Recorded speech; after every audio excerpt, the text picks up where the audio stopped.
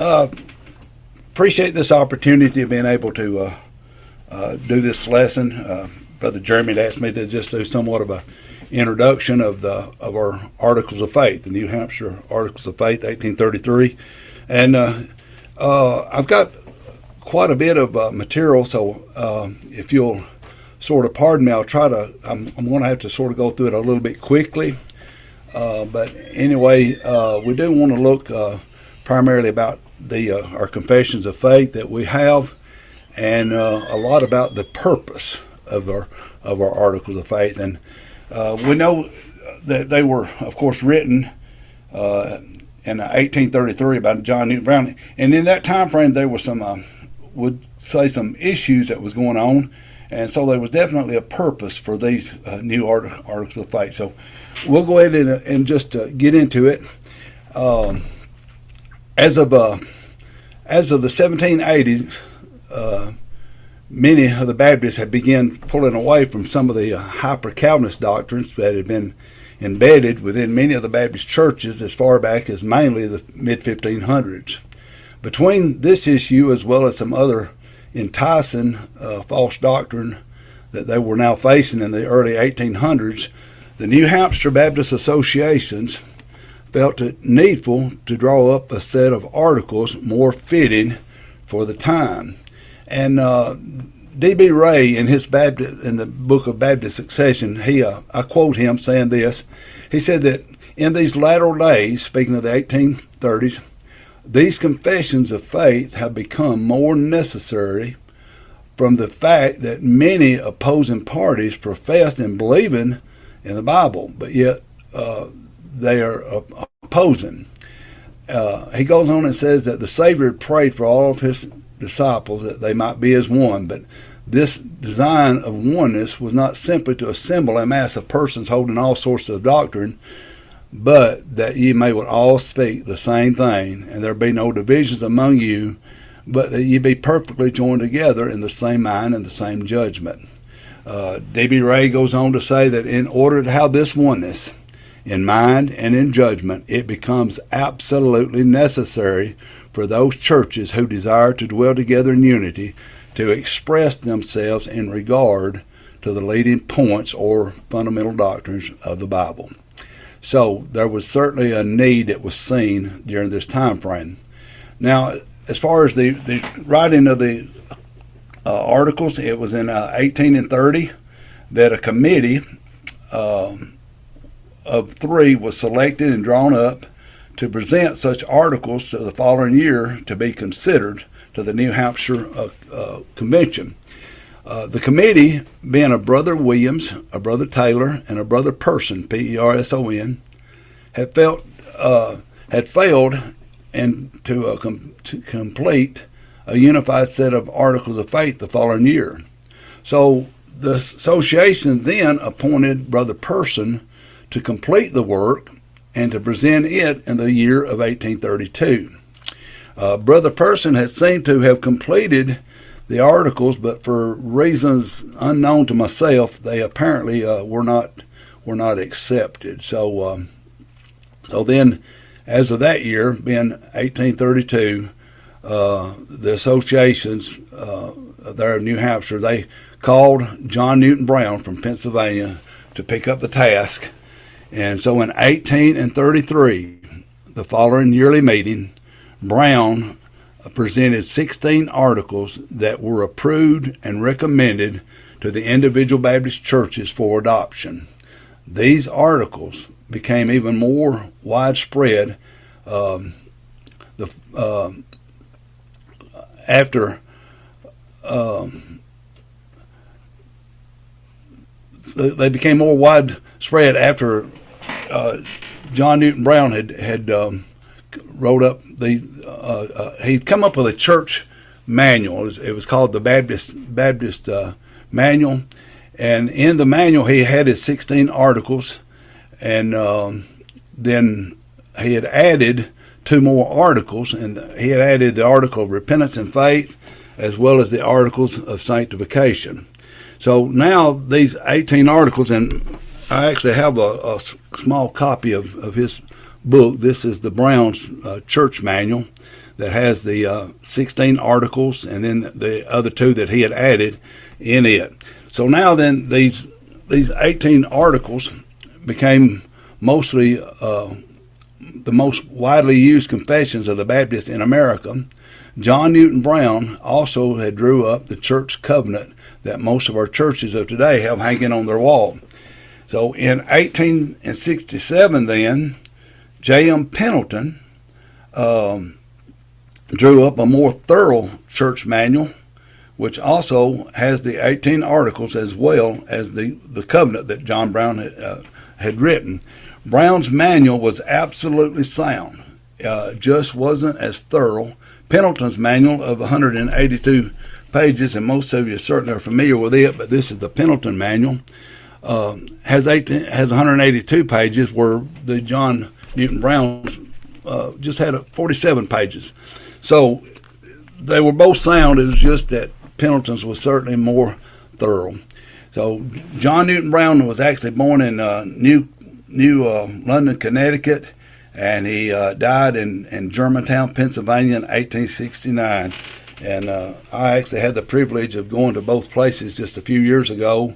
And John Newton Brown is buried in the county of Philadelphia in a little place called Germantown.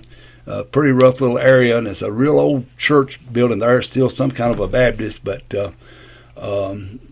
he is the only one that was allowed to be buried there. So, but they had respect to him and had him buried there in the churchyard.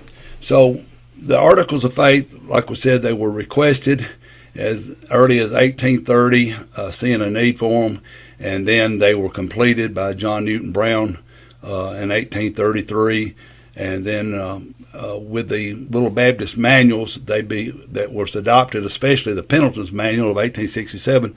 If most churches adopted this manual, and if you adopted the manual, of course you adopted the 18 Articles of Faith that is within that, and most of our churches have those, as well as the covenant that John Newton Brown had also written up.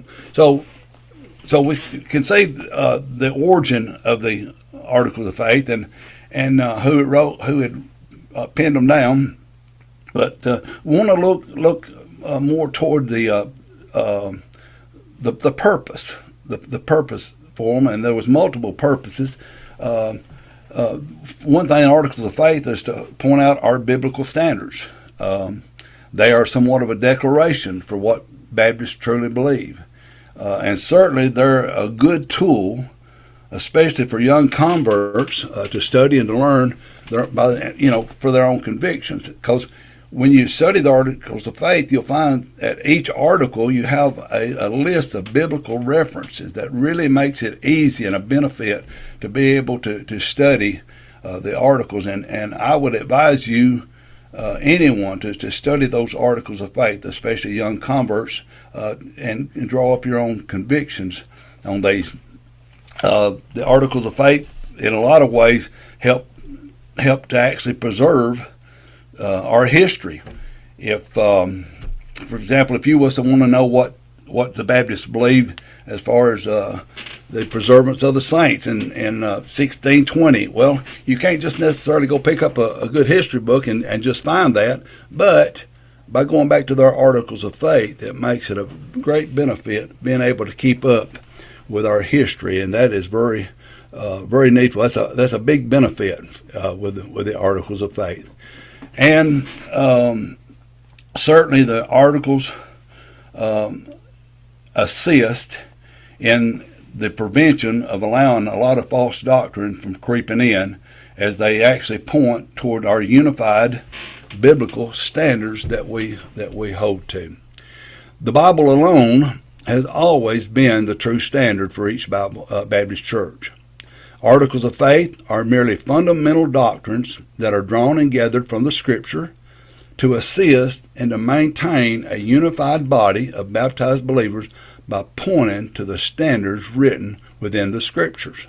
Now, there's always been different Articles of Faith that have been used throughout many different generations of time, as well as different areas, which may have required somewhat of a different set of articles or additional articles, or sometimes maybe perhaps even fewer depending upon their surrounding and what they were facing during that time frame.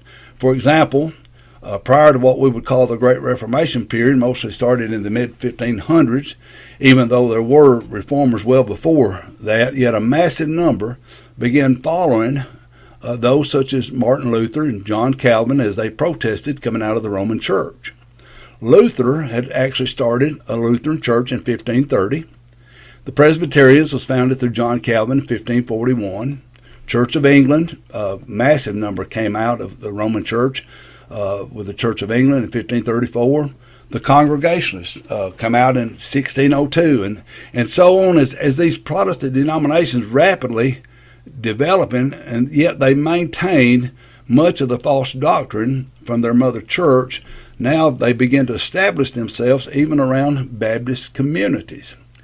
Prior, if you think about it, prior to the 1500s, seemingly for the most part, you were either of the Roman Church or somewhat of the Baptist belief that you believed in an experimental knowledge of being saved, and you believed only in a believer's baptism. You didn't believe in an infant baptism. So primarily there was no shady areas. You were either pretty much of the Roman Church or you were of the belief of an experimental knowledge and a believer's baptism.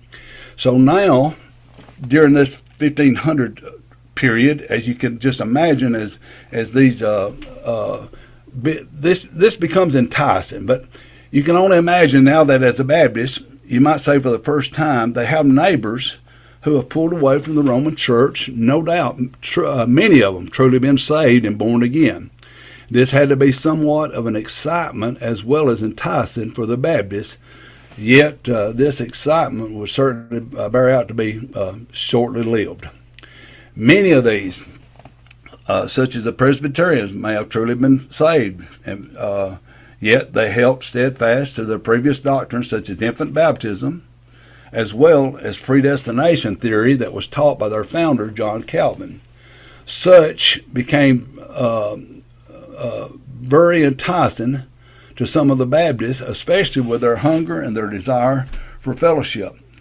This type of an enticement was one of the main factors of false doctrines being enabled to creep into some of the Baptist churches back in that time period of the mid to late 1500s and even as early 1600s. So we want to look at John Calvin, who had formed the Presbyterian Church in 1541. Seemingly, he had introduced his theory of the doctrine concerning predestination during the 1500s that spread throughout the country over in England, including they penetrated into many of the Baptist churches. Though Calvin himself was never yet a Baptist, Calvin, though, was highly regarded in a lot of his teachings, and the fact of him being a reformer and pulling away a numerous amount of followers with him, seemingly he was very convincing in this doctrine as well, which would cause an ongoing issue with the Baptists for many years, plumb up into the 1800s, when it would finally be purged through a division that would take place in the 1830s. That gets us back up to where we were looking at the Articles of Faith of 1833. Now, this division that did take place in the 1830s would bring in the title or the name Missionary Baptist toward the majority that believed not in this hyper-Calvinism or anti-mission movement, as well as the minority would hold to the doctrine of predestination and anti-mission, and they would pick up the name of Ancient Baptist, and soon after went from Ancient to Primitive Baptist. So this division wasn't until the 1830s. So what was Calvin's belief and teaching on this doctrine of predestination that caused the Baptists so many issues? And I just want to just barely get the surface of this, but most all know that the theory of predestination with John Calvin, he had 5 basic points in his teaching and his theory on what predestination was, and they used the word TULIP, T-U-L-I-P.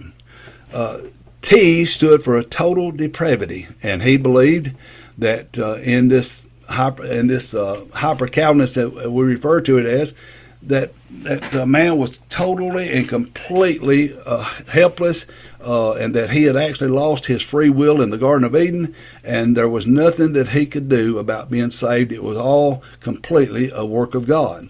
Well, and then the U actually stood for an unconditional election.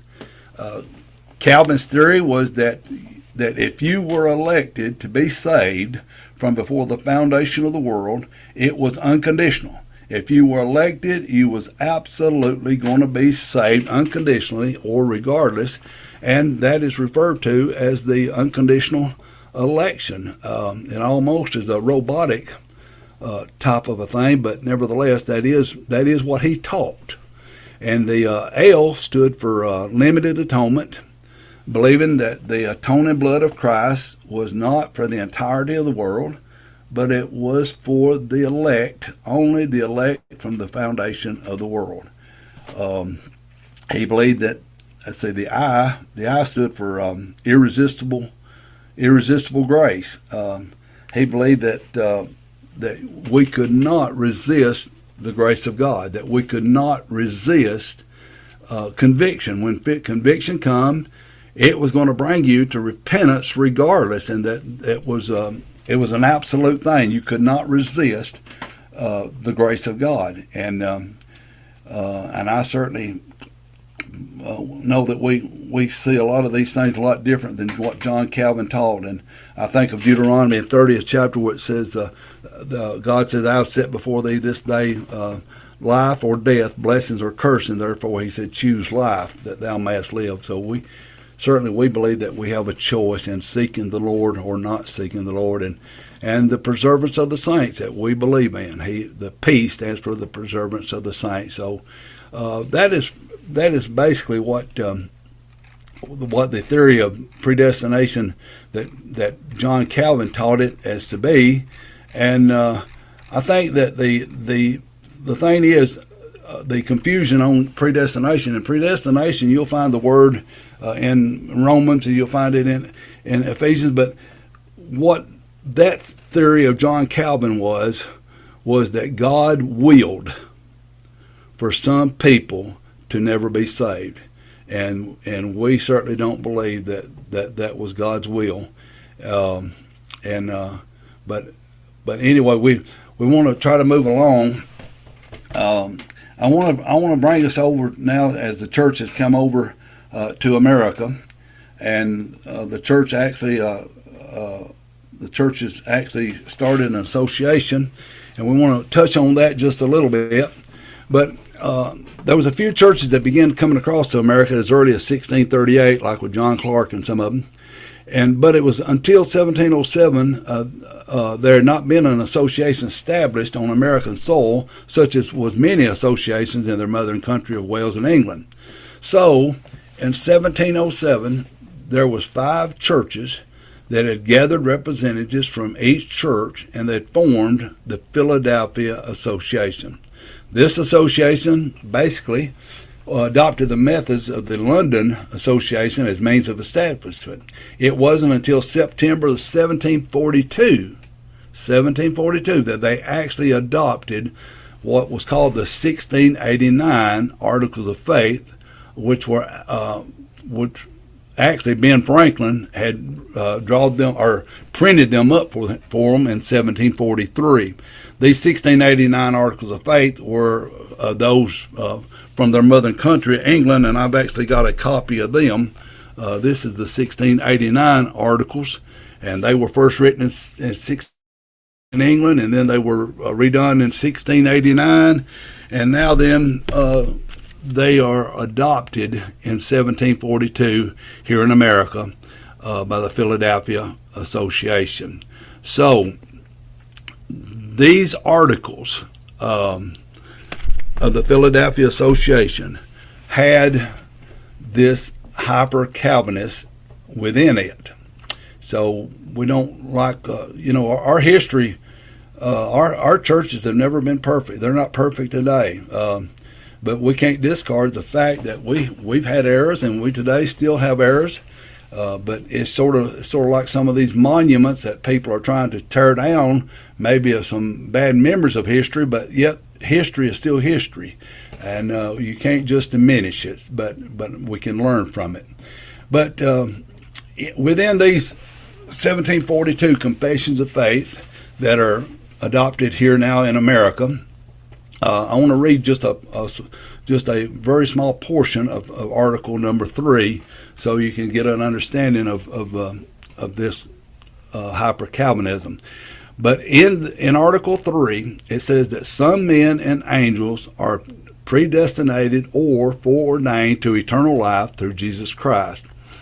Others being left to act in their sin to their just condemnation. These angels and men thus predestinated and foreordained are particularly and unchangeably designed, and their number is so certain and so definite that it cannot be either increased, neither diminished. Neither are any others redeemed by Christ, or effectually called, justified, adopted, sanctified, or even saved, except for the elect only. So that was actually in the Articles of Faith. There in the old articles that was actually adopted in 1742. So we can see where some error had actually crept into our churches. So due to that, and that has us up to 1742, and now then we want to move on up toward the 1800s, so what are some of the issues that they are facing in this time period of the early 1800s? And we know we have this hyper-Calvinism movement and what ended up happening. They started this anti-mission movement and things of that nature. So that was one of the things that in the early 1800s that the church was being hammered with and being attacked from the outside as they crept in. And we also had the Alexander Campbell and the Bart Stone movement that started as early as 1804. And also you had even Joseph Smith and the Mormons. The Mormons actually started in 1830. So you can see where these enticing doctrines was like a peer pressure toward the Baptist people, and Satan was attacking in so many different ways. And the sad part is he actually found his way in a lot of it. So we can see that these were some of the issues that was going on in the 1830s. Now, in the late 1700s, and we're talking about the like 1790 and 1800, there was a major revival that swept throughout the Baptist churches that seemed to continue until the early 1800s, especially through the state of Kentucky and parts of North Carolina. This revival has sparked a great zeal for returning to the evangelistic movement, and among them that was sparked was a man by the name of Luman Burkitt, and Burkitt was in the Cahokia Association, which opposed mission efforts in a sense of speaking. The Cahokia Association was very Calvinistic, but yet Burkitt had came to Kentucky and witnessed this great revival of hundreds and hundreds of being saved, and that's not exaggerating. So he had a change of heart after coming to Kentucky and witnessing these results due to this evangelistic movement. So Burkitt was a historian of the Calvinist Cahokia Association who actually returned to convince different ones of the need for evangelistic work and for mission efforts. So now, due to his influence, what happens in 1805, certain churches began pulling out of the Cahokia Association, and they formed the Chowan Association, agreeing with the Missionary Society. The Chowan group elected a man by the name of Martin Ross, who had much influence in the mission movement. This movement was very, very much needed, as it was in the efforts of pulling away from some of this Calvinism. And another incident in 1798, I think it was, the New York Association, now they formed what they called a New York Missionary Society. There again, another movement out from this hyper-Calvinist movement of the old articles that were adopted from 1689. And then you find in January of 1798, the oldest association in America, the Philadelphia Association that we spoke of a while ago, they had stood with hyper-Calvinism.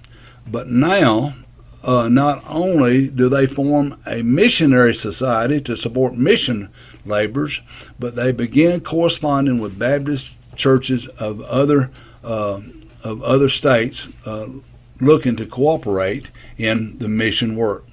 So you can just sort of see the atmosphere as this revival, not only thankful that hundreds and hundreds got saved, but it actually began pulling the Baptist churches away from this Calvinism movement, if you would.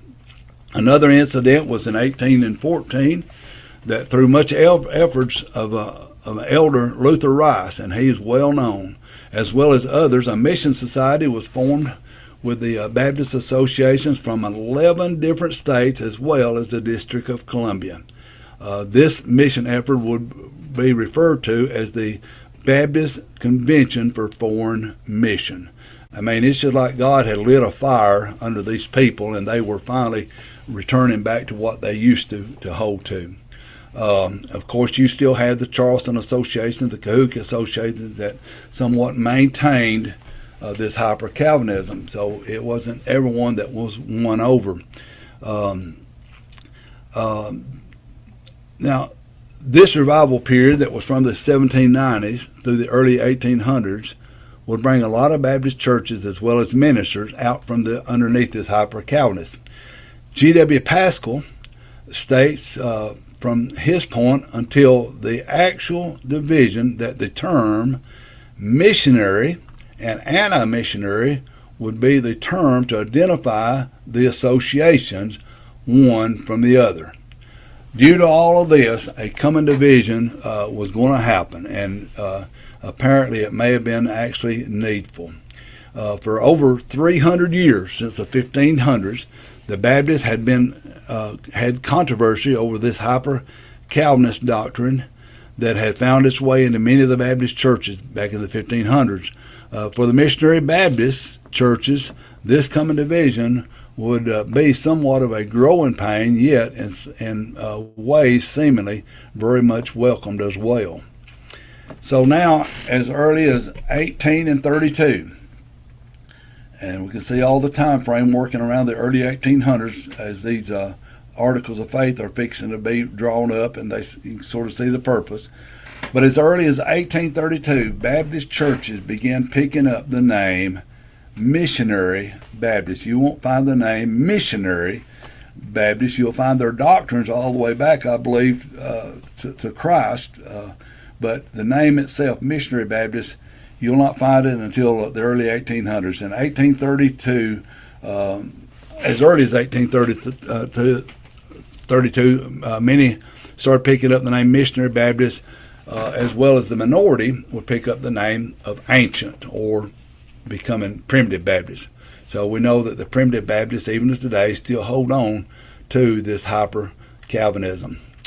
So looking back and seeing this division, or if you called it a purging, as we today would view it, it is very clear how that the New Hampshire Association of Baptists saw a need for standards of articles in identifying the scriptural standards to which we held, as seeing this division to be inevitable. I mean, it was just going to happen. And there again, sometimes it may be needful. But these New Hampshire Articles of Faith were very much needful. They were requested, as we said earlier, in 1832 by the New Hampshire Baptist churches, just prior to what the division was going to be, and They were prepared, as we said, in 1833 by John Newton Brown, just as the actual purging or this division was taking place as early as 1832, which was pulling away from the hyper-Calvinist movement that had infected the Baptists for some 300 years. The 1833 New Hampshire Articles of Faith that we still have today were very, very much needful in that time frame. So we see that point of the hyper-Calvinist movement that they were dealing with, and we want to just briefly look at the other issue that they was dealing with from the outside that had got its way in and caused a lot of harm, and that was the Alexander Campbell movement that we spoke of. What is referred to as the Campbellite movement actually began even prior to Alexander Campbell. Campbell came from Scotland to America in 1809 as a young ordained Presbyterian minister. Within 3 years after he was over here, he was converted over to the Baptist belief and was actually baptized in 1812 by Matthew Luce and became part of the Redstone Association there in Pennsylvania. Campbell was very much gifted gathering people's attention and was certainly convincing and very firm in his beliefs. And bear in mind, at this time he was a Baptist. So now, as a Baptist minister, he rapidly gained the confidence of the Baptists throughout the land, and especially the Baptists throughout Kentucky, and became seemingly one of their prominent ministers, successfully winning debates with those such as a William McCullough, who was known to be one of the Presbyterian's most eloquent ministers. Through such, Campbell's popularity advanced even further with the Baptists. He was very gifted in a lot of ways, but he used a lot of deception with those gifts that he had. Just as the 1800 revival, and you'd call it an awakening because there was hundreds and hundreds that got saved. Many of the Baptists had already begun pulling away from some of the Calvinist doctrine, and with this to his knowledge, Campbell focused much against the Philadelphia Association of Faith, which had contained the hyper-Calvinists such as predestination. With much of the Baptists already pulling away from such, now Campbell would use this to become one of their great leaders in purging this doctrine. Now, Campbell's intent would bear out to be more than just pulling from a portion of the Articles, but completely doing away with the Articles of Faith. Campbell had been influenced against creeds or articles by a man by the name of Barton Stone. Barton Stone had already drawn a large number and organized a Christian denomination with a lot of people in Bourbon County, Kentucky. That was back in 1804, and he done had a lot of followers, this Barton Stone did, and he was totally against creeds or articles of faith. His strong beliefs were against such as standards, and was very upfront in his belief concerning water baptism was a part of regeneration. And bear in mind, like I said, Stone began a congregation called the Christians as early as 1804. Now, with the confidence from the Baptist, Campbell, mildly yet very convincing to many, began teaching not only against Calvinism, which many agreed with him on, but now against biblical articles altogether by the 1820s. He eases in the doctrine of baptism by water being essential unto salvation in the late 1820s. One of his quotes was, "There is no promise of heaven without baptism." Another one of his quotes were, "Immersion is the converting act." And he goes, and another one is, "Immersion and regeneration are two names for the same act." So it's really hard to believe that so many of the Baptist population may have failed for such. Yet at the same time, we have to bear in mind that there was literally hundreds and hundreds of young converts that had just recently got saved throughout this 1800 revival, and they were perhaps a little more unlearned and more vulnerable, and they could have been easily persuaded. So no doubt many of those were some of those that were persuaded to follow Alexander Campbell. Yet there was a number even of Baptist ministers that were converted over to this Campbellite movement, such as a man by the name of John Smith, who had tried to overturn the Elkhorn Association, and he done a lot of harm there in his efforts of pulling, as he pulled away from the Baptists, he tried to pull a lot of the Elkhorn Association out as well. Now, it comes to a point that Stone and Alexander Campbell is going to end up uniting. So they were the two main leaders in what would be referred to by the Church of Christ of today as the Restoration Movement, a movement rejecting creeds or biblical articles of faith and denying a spiritual birth without water baptism. Stone, leading with his Christian church, and Campbell with his many followers, both pursuing the same goal, they merged together in 1832, bringing to birth what would become known as the Church of Christ. It only stands to reason why Stone and Campbell resisted biblical standards, such as articles of faith which benefit unity in any unit of belief.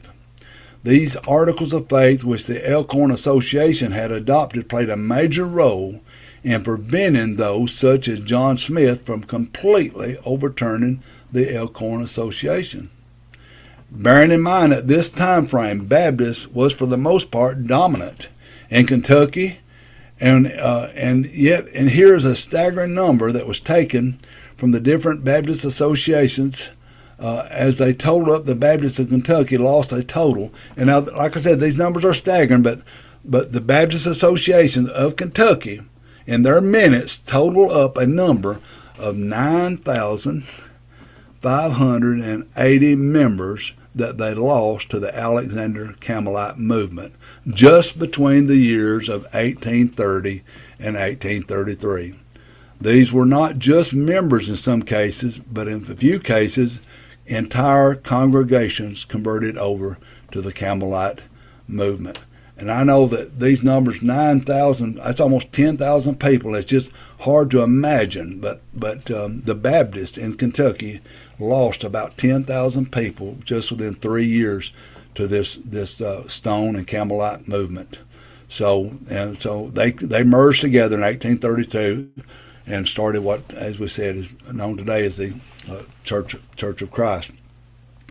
So now in this time period, the Baptists had not only this Calvinist pressure from the outside that had worked its way into the Baptists, but now at the same time they had the Campbellite movement that had flooded into the Baptists, as well as even the Mormons seemed to have come to birth in 1830 with Joseph Smith. That's Joseph Smith, not John Smith.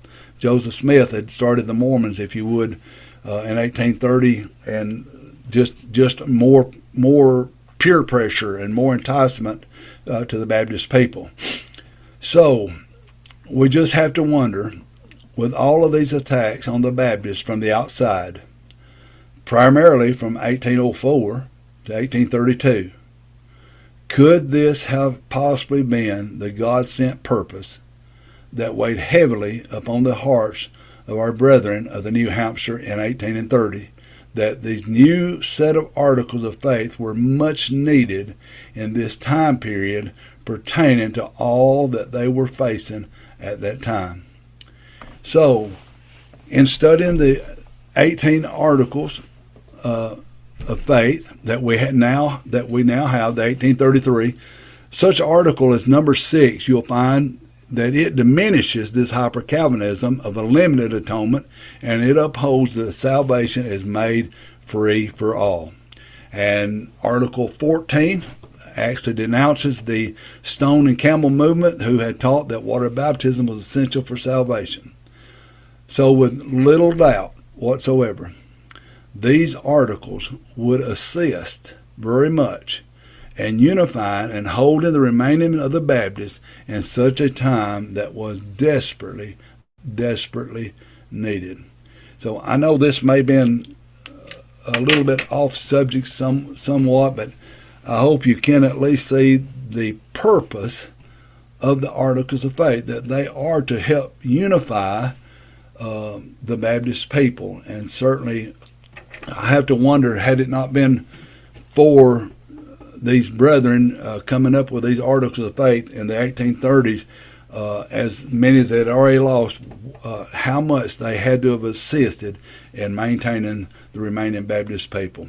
So I would urge you that are tuned in, as these upcoming brethren are coming along to teach on these 18 Articles of Faith, listen to them, take notes, pull up a chair, pull out your Bible. If you don't have the Articles of Faith, get them.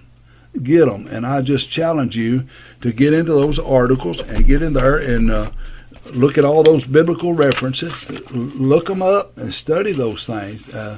But because our forefathers suffered a whole lot that me and you could have what we have in this day and time. So we need to know in order to hand that down to our children and to our next generation, if God would permit time. I think many times when Hosea said that his people, God's people, would be destroyed for lack of knowledge, and I hate to say it, but we are very much too unlearned.